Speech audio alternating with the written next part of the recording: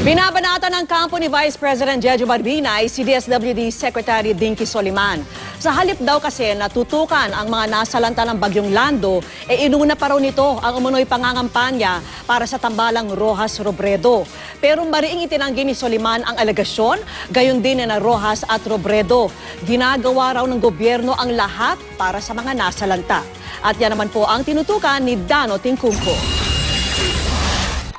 Sa kasagsagan ng pananalasa ng bagyong Lando sa Hilagang Luzon noong Sabado, nasa Coronadal, South Cotabato si DSWD Secretary Dinky Soliman para pangunahan ng isang pagtitipon kaugnay ng Pantawid Pamilyang Pilipino program.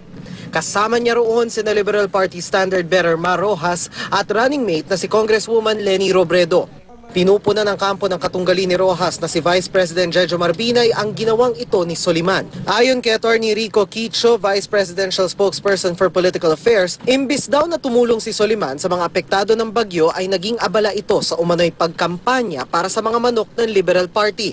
Ang DSWD at ang mga programa nito ay hindi raw dapat nahaluan ng politika at ng mga politiko.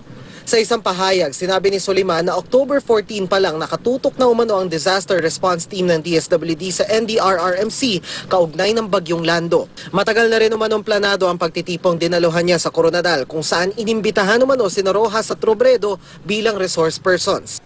Nasa kasiguran Aurora kanina si Soliman para mamahagi ng relief goods. Palagay ko hindi pwedeng sabihin na ang DSWD at ako ay nagkukulang sa pagsisigurado na ang pangangailangan ng ating mga kababayan, lalong-lalo na yung mga apektado sa Lando, ay hindi namin binigyan ng halaga at pinagtuunan ng pansin.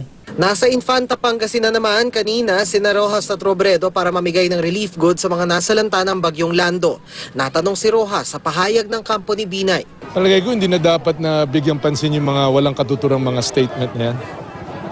Kasi malinaw naman, di ba, na ginagawa ng buong pamahalaan ang kanilang tungkulin. Binisita rin ni Rojas at Robredo ang mga binagyo sa bayan ng mga Tarem.